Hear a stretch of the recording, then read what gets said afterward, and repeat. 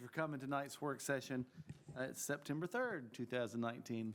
Let the record reflect, please, that all members of the council are present, and we'll move straight to the city administrator report. Thank you, Mayor.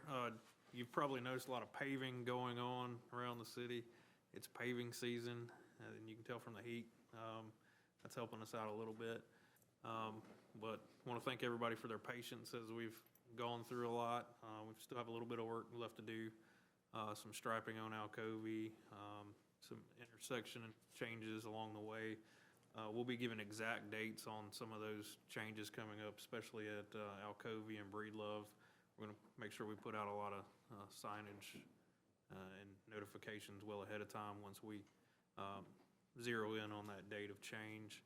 And then on the North Broad project, they're making good progress out there. Same there, a little bit of time needs to pass before they stripe it and hit some punch list items, but it's coming along well. That's all I'm going to report right now, unless you have any other questions as we move through the balance of the meeting. Thank you, sir. Any questions? Move into central services, Mr. Bailey. Thank you, sir. Kind of quick tonight. If you look at the IT on or the information technology under the Central Services monthly report, you'll notice that our phishing test actually went down.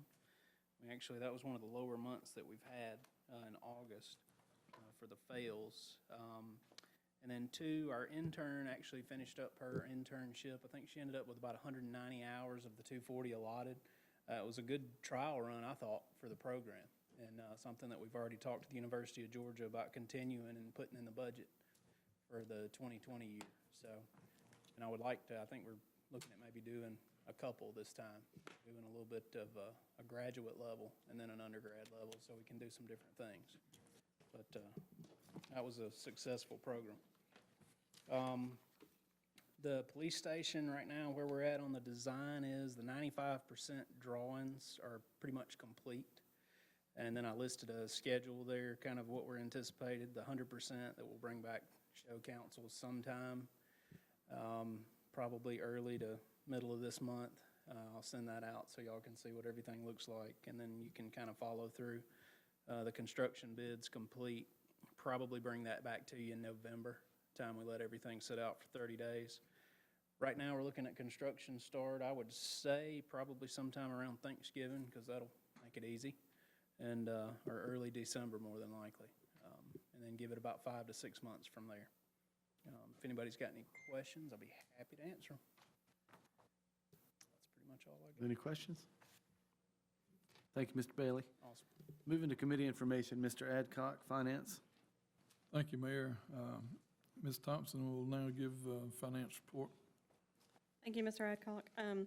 The financial status report as of July is in your packet. Revenues and expenditures are trending as they should for the 7th month of the year. If you have any questions about that, I'll be glad to answer them. The utility billing staff, along with Brian Thompson and Mike McGuire from Electric and Telecom, visited the city of Douglas last week. We did an on-site visit to them. They are already using the Tyler billing software that we have, and also the Tantalus software, which is a remote meter reading software that we have in our CIP budget. So we wanted to go and see how they actually use that on a daily basis and how they implemented it, and kind of learn from their mistakes. So we don't learn from our own mistakes. It was a very good site visit. It was a long ways away, but I think it benefited all of us. I know it did on our end on the utility billing, to see how they did some things since we're still new on this billing software, just about a month and a half already on it. We are implementing some new features of the new billing system that we have. We have what's called a Tyler Notify. It's a past due robocall, so to speak, for past due customers. We do this on Monday of every week for those cutoff cycles that we have that week. So every week we have 2 to 3 days of cutoffs that we do for non-payment, and this will send out a robocall to those customers if we have their phone number on file. It gives us a status of that call, if it left a message, if it actually talked to someone, or if it didn't get in touch with anyone at all. So that way, we're hoping that will cut down on our actual non-payment cutoffs that we have. And our staff is trying to, if a customer does not have a phone number on file, we're trying to get that information so that way we can utilize that to the best of our ability, that we do have that. We also have a past due email. If you sign up for e-billing for email on our new website for the portal, it will email you when your bill is past due if you sign up for that feature. So we got a lot of calls about it, and people actually like the idea, and then some people didn't like the idea. So you can opt out of it if you do the e-billing, but it is a nice feature to let you know, hey, it's past due, and you can click on the link to go and pay it. We're also looking into implementing other features such as budget billing that will require a whole new policy on budget billing and policy rewrite. So we're looking into that to implement that hopefully in the near future. But if you have any questions, I will be glad to answer them. I got a quick question. There's been a few people that saying that they paid their bills, but the city saying they didn't pay them. Have y'all corrected that issue? The issues that we have had, if it was a misapplied payment, we have corrected that. That there has been one issue that we have not been able to find the payment because the customer did not have a receipt at the time. So the only reason, and there was a couple of people that did have a receipt. So if they didn't have the receipt, how would you all have handled it? We're gonna work through those on an individual, case-by-case basis to address.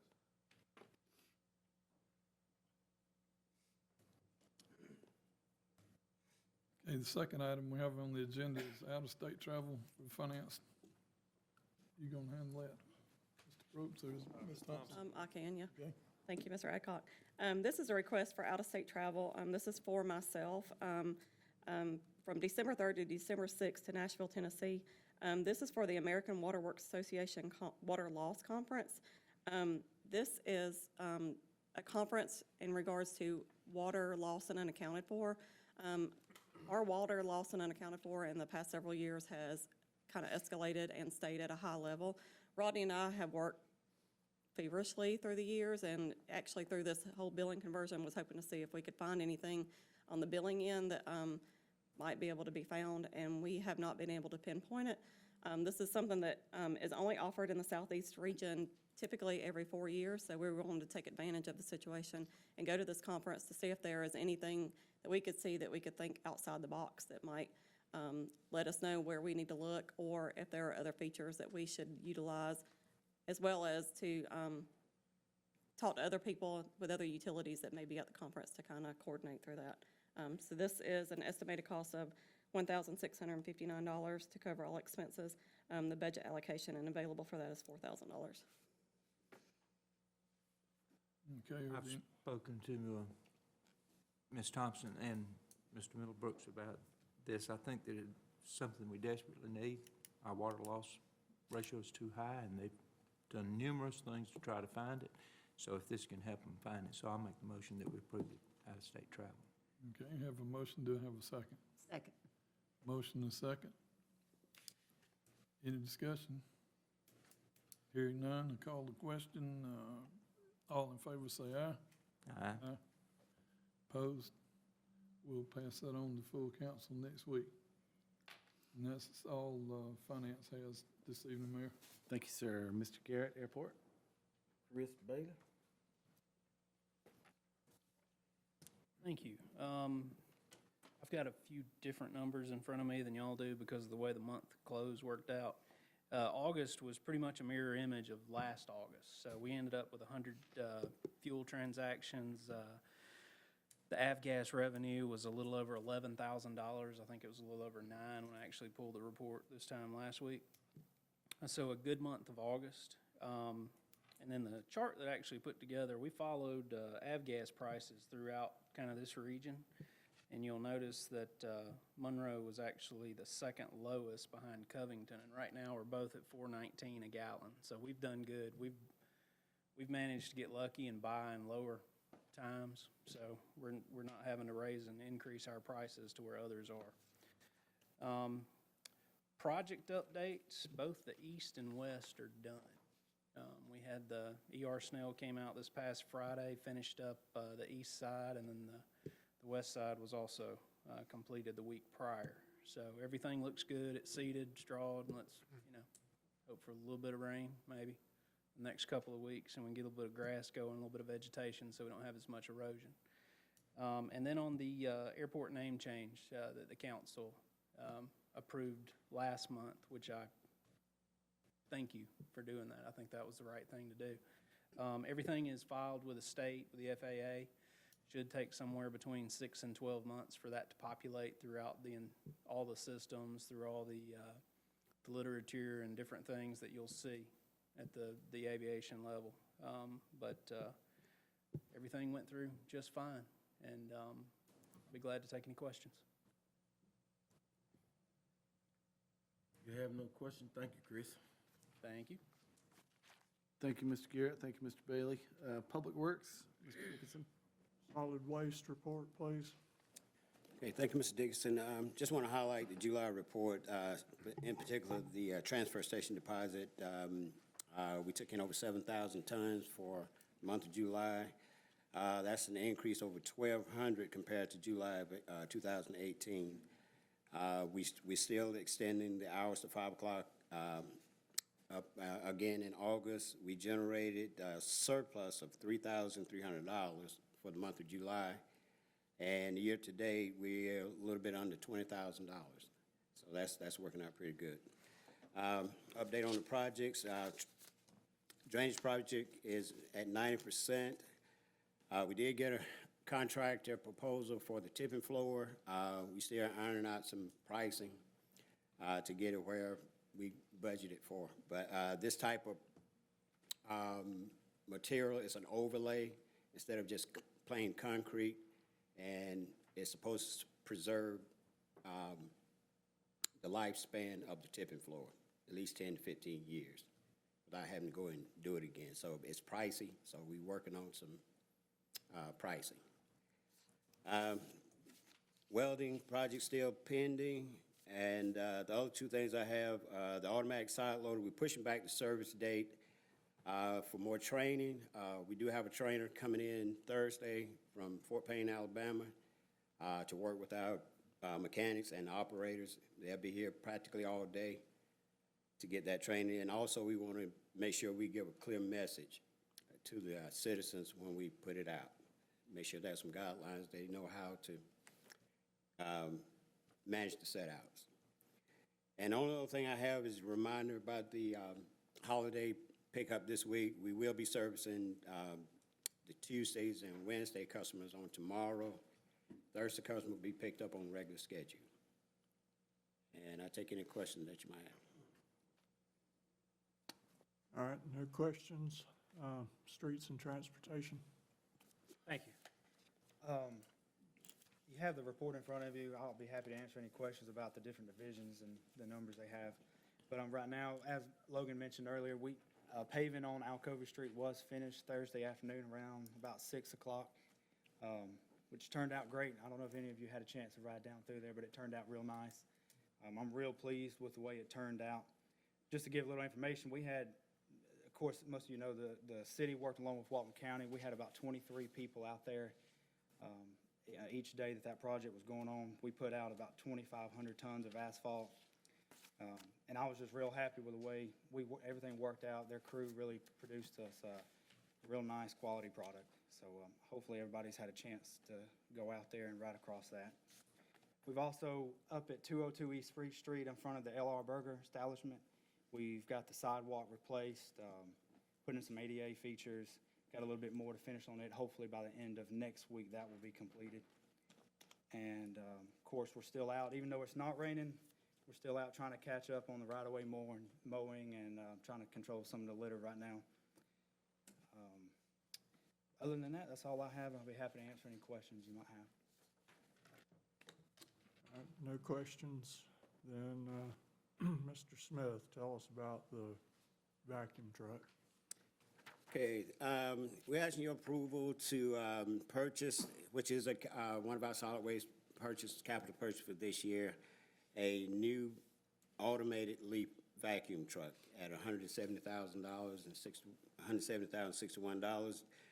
To also include the additional $20,000, that unit was repriced because of a right-handed conversion. It's an automated truck, so the operator will sit on the right hand of the truck, and he has a toggle switch, and he actually picks up leaves as a one-man operation. And the original purchase price was under our budgeted amount, but that's what took it over. And it is outsourced by Sourcewell, formerly National Joint Powers Alliances Co-op, that do all the bid pricing. And I'll take any questions that you might have.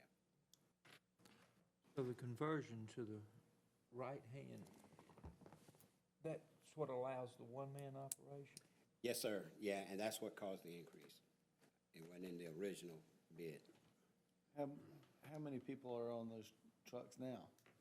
Typically use 3, So it's cutting our personnel yes.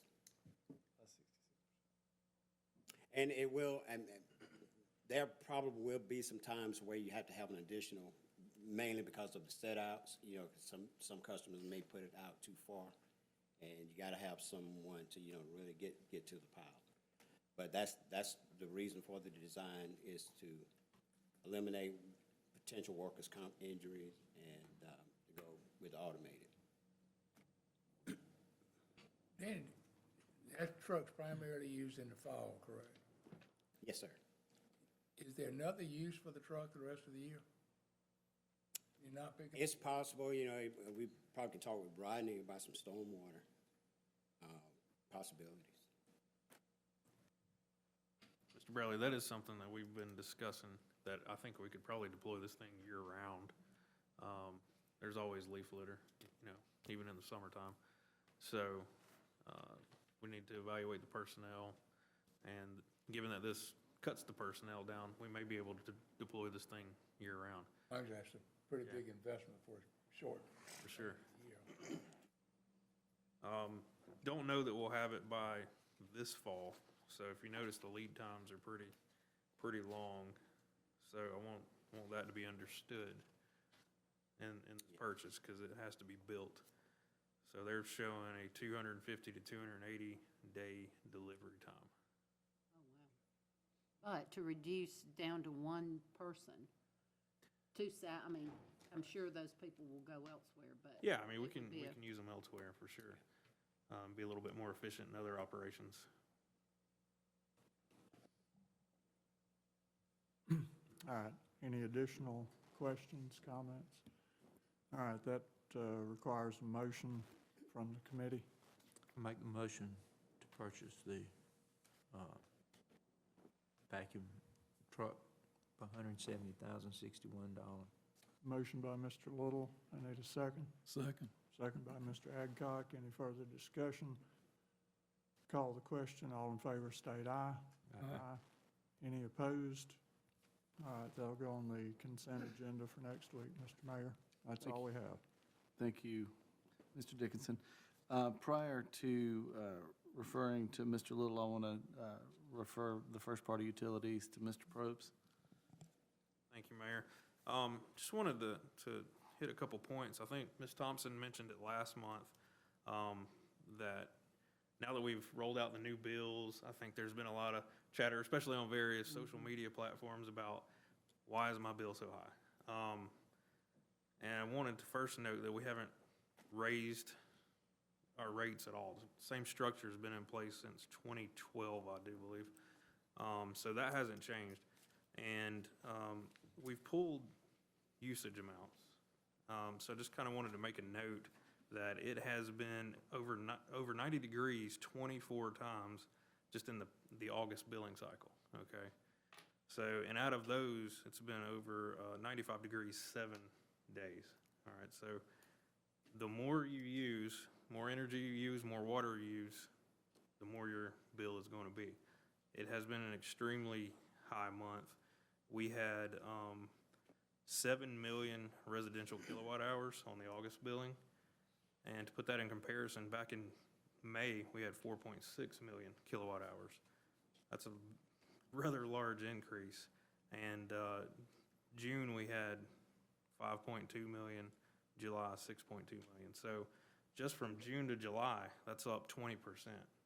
So if your bill is up 20% from June to July, and then another 12% in August, that's kind of right on par with, you know, the energy we're selling, the energy we're buying. Same for water. Wanted to note that in water, it's up 26% from the previous month's billing. We're selling residential 42.5 million gallons compared to May, when it was still raining a little bit for half of the month, 33.7 million gallons. So your bills are a direct correlation with the energy usage and the water usage. So I just wanted to note that. Just clarify, the PCI has been the same all since 2012? No, the PCA changes a little bit. That's not the largest component on your electric bill, it's a small component. But basically that balances against what our budget is, what we know we have to pay out in the entirety of our electric department budget to make sure that we can meet budget, so that that small rate of PCA is added to the power bill. Some months it goes up, some months it goes down, and actually for the last year plus, it's been the same. So it hasn't had any deviation. But previously, before we did the new bills, it was buried in there, okay? But under the new billing software we have, it is now broken out as a line item. So it's not a new charge, it's always been there. Any other questions for Mr. Probst? All right, moving ahead to the utility portion, Mr. Little. Thank you, Mayor. Mr. McGuire, you're going to do the electric and telecom report. Yes, sir. Thank you. Just a couple of points of interest real quick on the electric side there.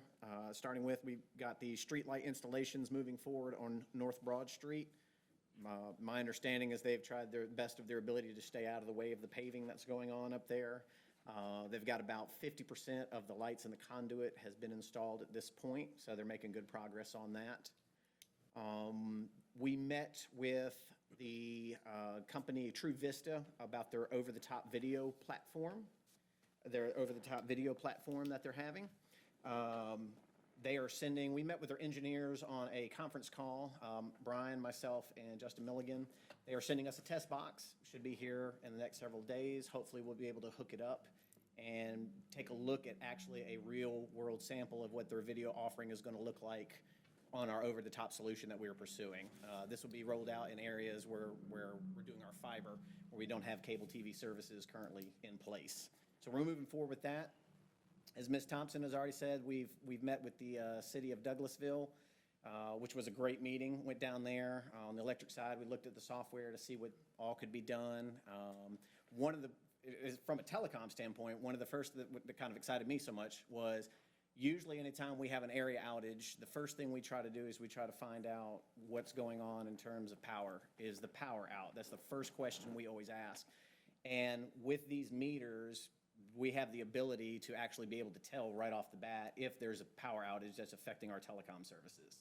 So we were really excited about that. We spent a great deal of time talking with them. As she said, it was a long trip, but it was definitely well worth it. So we're very excited about that product. And the last note of interest I've got is we've deployed a couple of the managed Wi-Fi devices on our cable modem plant. We got with our company that does the provisioning and diagnostics for us. They gave us a list of modems that are very successful for them, so we ordered a couple to try them out. It gives us great ability to go in there and take a look at a customer's Wi-Fi devices that are connected, and they can tell us if they're getting poor performance. We can look at that. We could say, hey, your channels are overlapping. Maybe we need to change this. If they forget their password to their Wi-Fi, that'll be all stuff we'll be able to manage now. So we've tested that at a couple places, and we're going to put a couple more out there for some testing, but we're looking forward to move forward on that to be an offering that we can give to our customers as an added service. So if y'all have any other questions for me, I'll be glad to answer them for you. I have a question. Are the lights going on with them until 7 to 8? Because it seems like either I'm missing the lights or the tree. One of them stopped in front of that store. I'm not sure of that. I could refer to Mr. Thompson. I'll try to get the answer for you on that.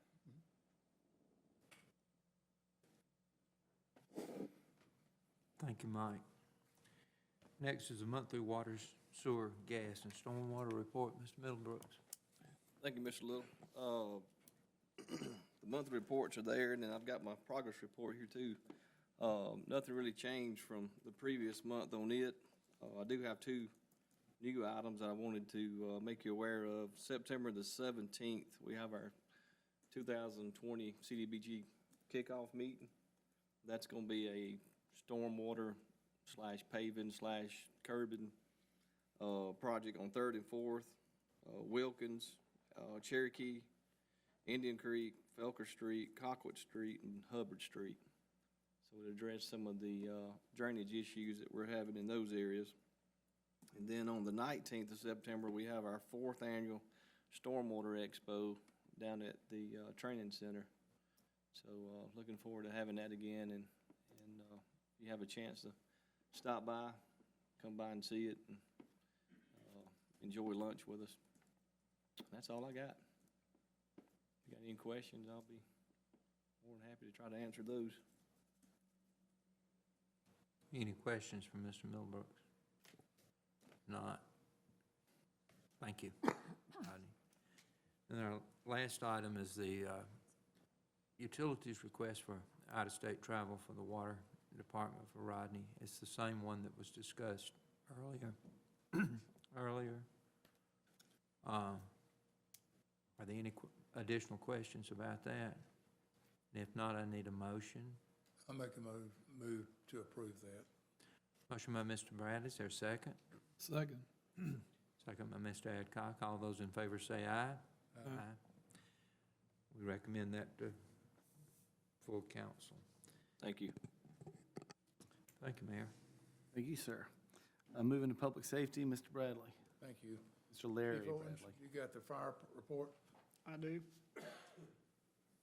Overall, July was a good month for us. It was our second month where we had no significant structure fires in the city, so that's good news to report. We did receive our rescue tools that we got the grant for, and those have been placed in service on our new engine. We were able to purchase a new shipping very damaged container for our training center, and that will be used. We light the training center on fire, but we're delicate with it. So it'll last us a very long time.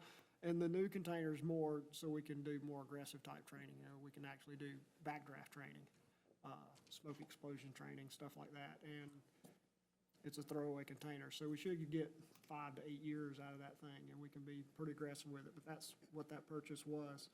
And then the Cotton Cafe, of course, hosted a thing a few weekends back, and sponsored us and was able to get us a $300 check that we put towards community risk reduction, fire prevention education. And so that was pretty nice. And the only other thing I have is next month is Fire Prevention Month, so we'll have some stuff going on around town with that. So y'all just be on the lookout. Be happy to answer any questions you have. Any questions for Chief Owens? If not, we'll go to the police report. Chief Watt. Thank you, Mr. Bradley. July was a pretty busy month for us. We did respond to a total of 5,360 calls for service. And I know it's not listed on this front sheet here, but when you add in our calls for service along with the MPD area checks, that's what the total comes up to, is that 5,000 number. Something to note here is on our Part 1 crimes, which is your serious crimes. We do see an increase here of 17% more than what it was last year at this time. And on our Part 2 crimes, we are actually down 44%. Our officers participated in over seven different community events. And something that's noted is with our joint ops unit, I speak highly on that team. They did execute 2 search warrants in the month of July. One was a result from our 4th of July celebration, which we get it every year, where people want to discharge firearms. We had a significant one down here on Sorrel Street where we had multiple gunshots that were fired, and we ended up making 3 arrests off executing search warrant on that incident. Then we had information that led us to the Monroe Motor Inn, where we ended up making an arrest out there with possession of cocaine, meth, marijuana, and actually a firearm as well. And I'll be happy to answer any questions or any statements. Any questions there? Okay. And I think we We have three items for approval tonight. One is the Porter County SRO. That's correct. The first one that you see before you is the agreement between the city of Monroe and the Walton County School District for the Monroe Area High School SRO program, which is in the amount of $55,000. Just recommend it before council for approval, and this will need your signature as well, Mayor. More than happy. Any questions regarding this SRO approval from the committee or from anyone? And we will need a motion for approval from the committee. I'll move we approve for full council. Motion, do we have a second? Second. We have a motion and a second. All in favor say aye. Aye. All opposed? Then that passes. We'll move that to the consent agenda. Then we have another SRO. Yes, sir. The second agreement is also between the Walton County School District and the city of Monroe for the Foothills Charter School. And this is in the amount of $24,600 to be compensated to the city of Monroe. Just recommend for approval. Chief, this one is done on a per diem, is that correct? The fee they pay is per day? Yes, if you read the contract, it'll tell you it pays $150 per day for a period of 164 days. Like the other one is for the. Right, for the school year, yes, sir. You know, it's a little different. Right, yes, sir. Any other questions? Do we have a motion for approval? So moved. Mr. Malcolm? I'll second. We have a motion and a second. Any other questions or discussion? Then all in favor say aye. Aye. All opposed? That passes. We have another agenda item for contract for TASER system. Yes, sir. What this is just our annual cost for the Axon Taser body cameras that these officers wear. It's a 5-year contract with an annual cost of $41,699.91, and just asking for approval to go forward with this. It was already approved in the budget cycle, but because this is an annual cost, just bring it before the council and the amount of money it is. So it's $41,000. $699.91. Annually. Yes, sir. Yeah, we had talked about it in the CIP meetings, but given that it's not a true capital improvement item, we had to put it back under the operating budget as a maintenance agreement, essentially. So it's back here before you. Are we approving the agreement or approving the invoice? Approving the, I missed that last Any one. other, there's an invoice. Now, yes, my question is, tonight, are we approving the agreement to do this, or are we approving the payment? It is actually both. So it's the first payment and the agreement, if you'll notice on the back. I mean, I Well, thought few pages in. yeah. So the grand total of 208, 499.55, not, There is an out in the contract, I believe.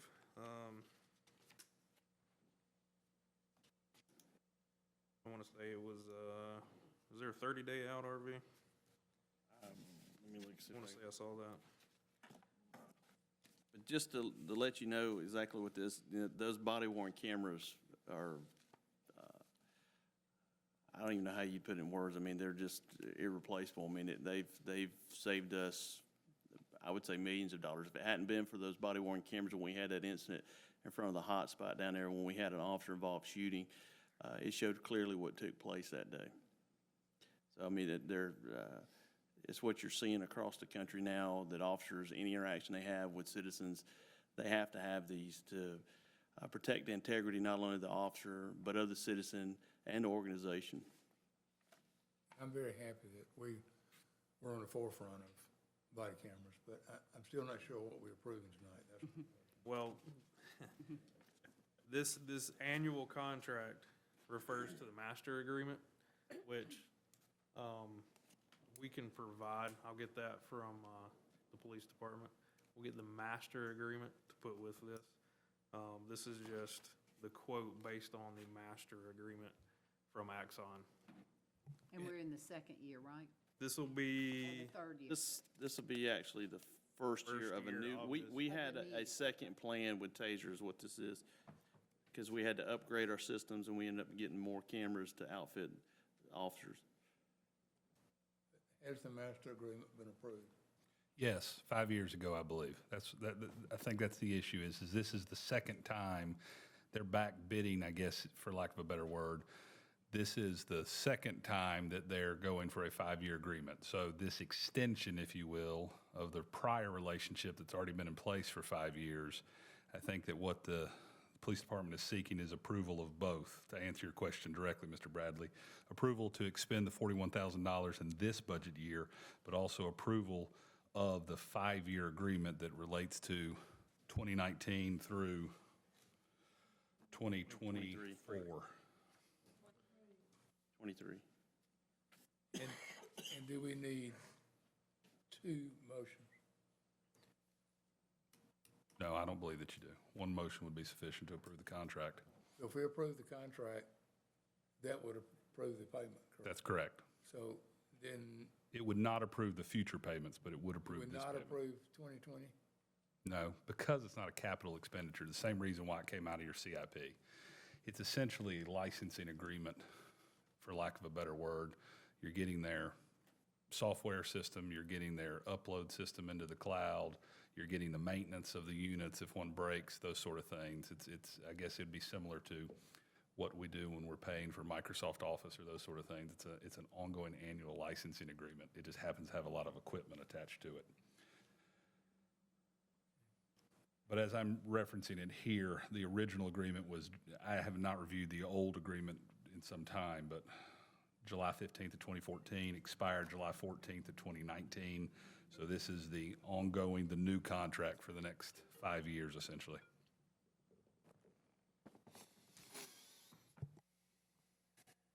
That's referenced on page 6 under the notes section. Terms and conditions. So do we have a motion to approve the new 5-year amendment to the contract along with the 2019 payment of $41,699.91? I just have one clarification before a motion's made, or a question, I guess, because it does say in the notes of the agreement that it's extended out through 2024. That's correct. It's a July of this year through July of 2024.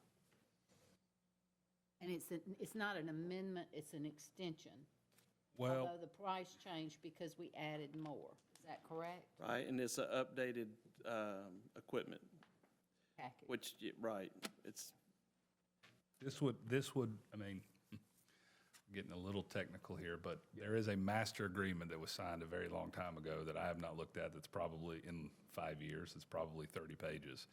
And what you're approving is the city's obligations under an extension of that master agreement with these new pricing terms on it. So of course, there are other more technical detailed terms, but it is a pricing agreement that takes you through 5 payments, the last to be in 2023, but the agreement extends to July of 2024. It's a 5-year agreement running from July of 2019 to July of 2024.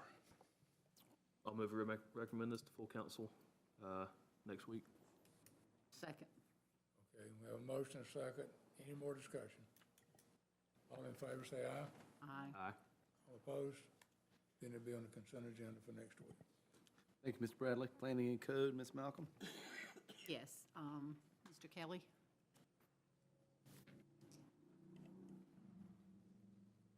Forgot I was coming up here. Thank you.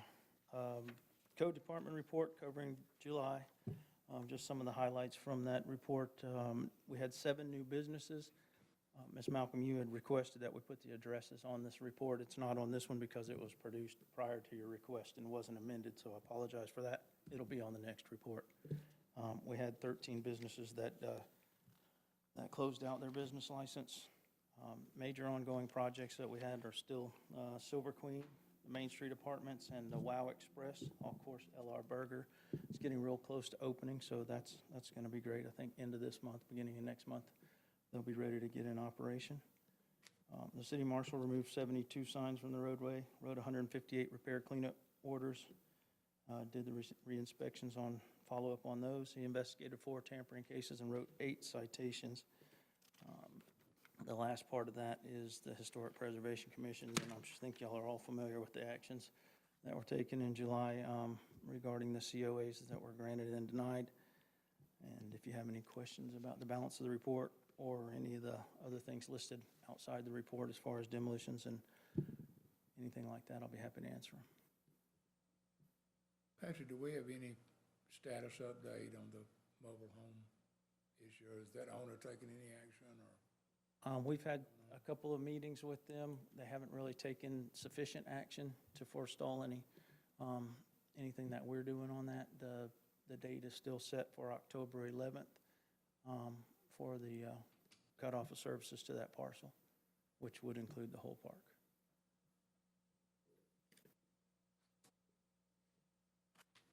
Are there any other questions? Thank you. Thank you.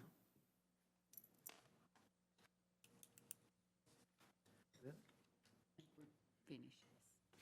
Thank you, Ms. Malcolm. Thank you, Patrick. Economic Development, Mr. Bradley? Mr. Ross Bradley? Ms. Crosby, if you wouldn't mind joining us for that, please, ma'am.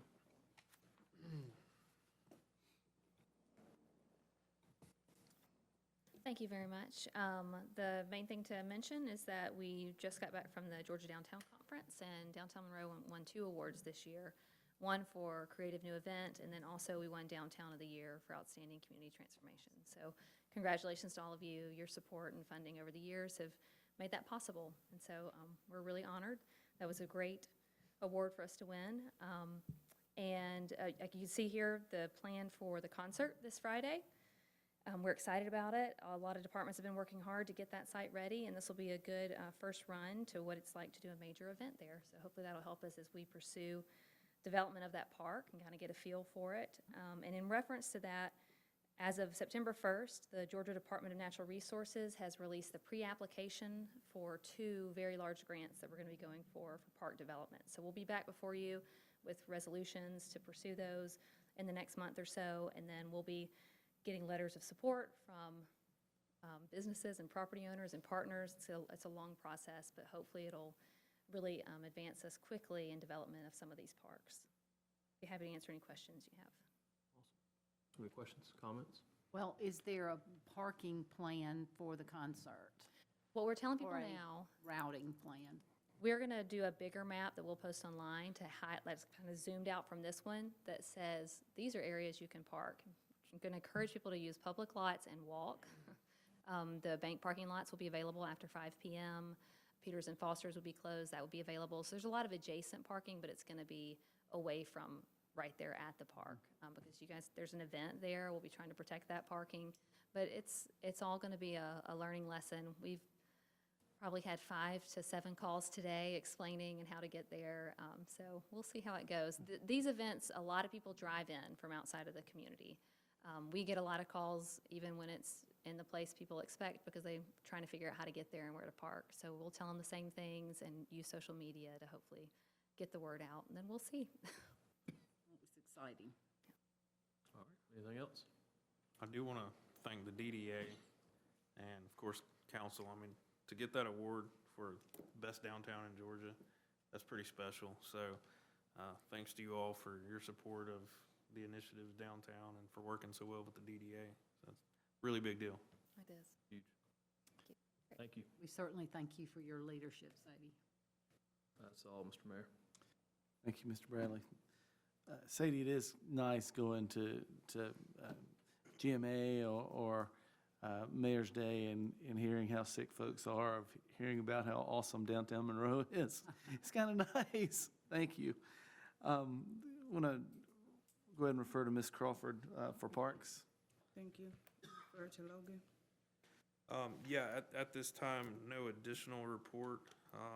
We're going to give it a shot for the concert very soon. We'll see how that goes at I do have a the first question. pilot event. Yes, ma'am. As far as the parks and the reconstruction of the park, in which order are you planning on taking on the parks? Which parks are coming first and Right. so on? So back at one of the planning retreats, it was generally considered to work our way from the inside out.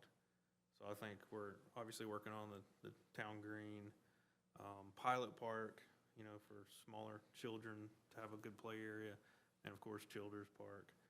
And then we'll start expanding out Hammond, Matthews, Coker. So I don't have an exact order, but that's kind of the general scheme there. As we start developing our funding sources a little bit more, with grants that Sadie was talking about, as the SPLOST comes in, and maybe some other partners if we can find some, albeit public-private, however that works out, we can develop a more tailored chronological timeline of what we're going to do. Do we have any estimation on what kind of timeline, like the length of that timeline? With 3 years, 10 years? It's hard to say. It depends on how successful we are in getting some grant funding and some private fundraising. Partnering with people like Athens Tech to create a very low-cost park is, you know, a win for the city, I think. So it's hard to say. I mean, to do a full build-out of the master plan that we've presented, probably 4 to 6 years. Because of the funding? Because of the funding. It's all dependent on the funding. You know, we could go about as fast as you wanted to if we had the pile of money sitting there ready to go right now, but we don't. We're dependent on SPLOST primarily, and that rolls in month to month. Any more questions? Thank you. Thank you. Yes, ma'am. Thank you, Ms. Crawford. Items for discussion, public hearing variance for a sign at 206 South Hammond Drive. Mr. Stone? Thank you, Mayor. At the intersection of 206 Hammond Drive and 150 Baker Street, the applicant, which is First Christian Church, has requested a variance of the sign ordinance. Basically, they're going to keep the monument of the brick monument and the pedestals, and inside that is a 4x8 currently internally lit sign. What they're proposing is having a digital message board on the bottom 1/3, and the top 1/3 would be requiring the halo or external lighting for the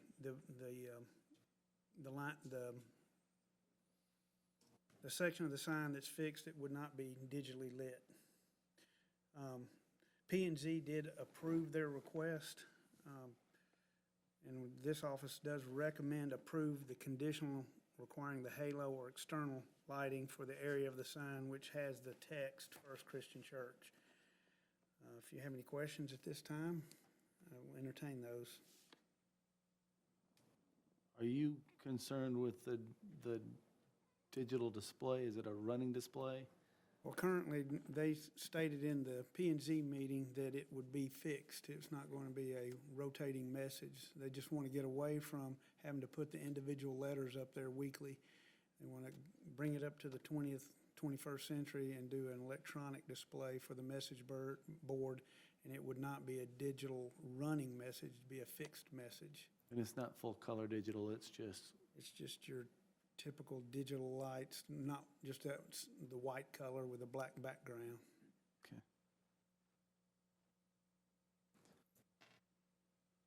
This is a non-conforming sign in place now, making it slightly less non-conforming. So a bit of a win there, because the current one is an old backlit sign that's probably run its course. Okay, are there any questions or comments? We'll revisit next week. Move into the approval for the Chamber of Commerce contract. Terry Smiley will be here next week.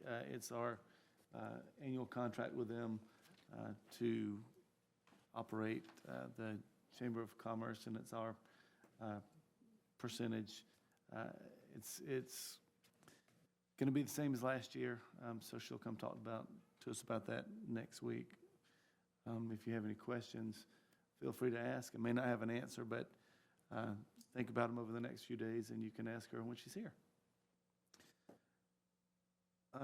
Moving to appointments of the Planning Commission, Mr. Probst. Thank you, Mayor. We have 2 terms expiring. Well, technically already expired as of September 1st of this year. Mr. Kyle Harrison and Ms. Rosalind Parks both have expressed willingness to continue to serve, and both are a couple of our most well-attended members.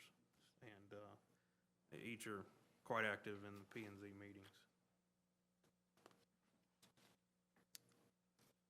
And their application for board member status is in your packet, should you have any questions. We're lucky to have their participation. Are there any comments or questions? Hearing none, we'll move to our last item, the item requiring action, first reading of the wireless facilities and antennas ordinance. I believe Mr. Probst has taken that. Yeah, let me give you a little bit of background on this. So this comes as a result of Senate Bill 66, which came through Gold Dome earlier this year. Essentially, it dictates the regulatory capabilities that municipalities have when it comes to small cell, aka 5G, Wi-Fi facilities located in your towns. To comply with this act and to have any say-so at all in how we can manage or negotiate with these companies as they come into our towns about some aspects of their deployment of these devices, we have to have an ordinance drafted and approved by October 1 of this year. If not, the telecommunications companies basically can tell us 100% what to do and where they want to locate these devices without any say-so of the government and without any permitting or fees associated. So essentially what we have here is an ordinance that allows for permitting and sets the price there. Along with the permitting, it gives the city some latitude as to where we can somewhat choose to allow them to locate. We don't have a lot of say-so in this bill, but what little bit we have, it's things like if there's an underground service neighborhood, electrical service neighborhood, you can't just drop a pole in the middle of it. In historic districts, we might have a little bit of negotiating power as to where they want to co-locate some items, specifically around traffic lights and things of that nature. So we don't have a lot of say-so, but we have a little bit in this, and that we can, create a table of decorative poles that may help minimize some of the broad aesthetic changes that a lot of these telecommunications companies would have an effect in our towns. So that's the gist of it. I'll refer to Mr. Rosenthal to add anything else on the legal side of this before getting into the reading. I'll read it, but briefly, I think, just candidly, Mr. Probst did a wonderful job of sugarcoating it. The telecommunications company kind of tells us all what to do under this new statute. And that's just the way it is, because that's what the Gold Dome passed. I will note that Mr. Thompson, who's not here tonight, has already done a good job of talking with some of these primary providers who will be coming in, because the statute did provide one very important out, which we modified the GMA model version to account for. Very last section of the ordinance is it allows the local municipality and the service providers to directly contract one with another as to whatever terms they want to come up with. So the short answer is that this is probably one of those that we will acquire better results if we attract them with honey rather than vinegar, because this ordinance just does not give the city of Monroe or any other municipality or county much of any authority or power over these cell phone provider companies, service providers, when they walk into the city and say, we want to put some of these small cell units up on your telephone poles. So that is in there, and we know that Mr. Thompson will do a good job working with them on negotiating agreements so that we can get the right looking poles and those other sort of things that the city will desire. I'll blow through this. This will be your first reading. We'll need a second reading next week and approval next week, so no action to be taken tonight, just first reading. This is an ordinance to amend Chapter 98 of the Code of Ordinances of the City of Monroe, Georgia, regarding the city's wireless facilities and antennas ordinance. The mayor and council of the City of Monroe hereby ordain as follows. Article 1, Chapter 98 of the Code of Ordinances is hereby amended to add Article 8, wireless facilities and antennas. And that article is as follows. Chapter 98, Utilities, Article 8, wireless facilities and antennas, Section 98-227, purpose and compliance, sub 1, sub 2, sub 3, Section 98-228, definitions, sub 1 and sub 2, Section 98-229, permits, sub 1, 2, 3, 4, 5, 6, 7, 8, 9, 10, 11, 12, 13, 14, 15, and 16. Section 98-230, removal, relocation, reconditioning, replacement, and abandonment. Section 1, 2, 3, 4, and 5. Section 98-231, standards. Section 1, Section 2, Section 3, Section 4, 5, 6, 7, and 8. Article 2, all ordinances or parts of ordinances in conflict herewith are hereby repealed. Article 3, this ordinance shall take effect from and after its adoption by the mayor and council of the city of Monroe, Georgia. This constitutes the first reading this third day of September 2019, Mayor. That is the first reading. Thank you, Mr. Rosenthal, and we'll see that again next week. Correct? Yes, that's correct. You'll have it for second reading and consideration for approval next week. Great, thank you. As we have no additional business, need a motion to adjourn, please. So moved. Motion by Mr. Ross Bradley, do I hear a second? Second. Second by Ms. Malcolm. Any discussion? Hearing none, all in favor signify by saying aye. All opposed, like sign. Motion carries, meeting adjourned. Thank you, everybody.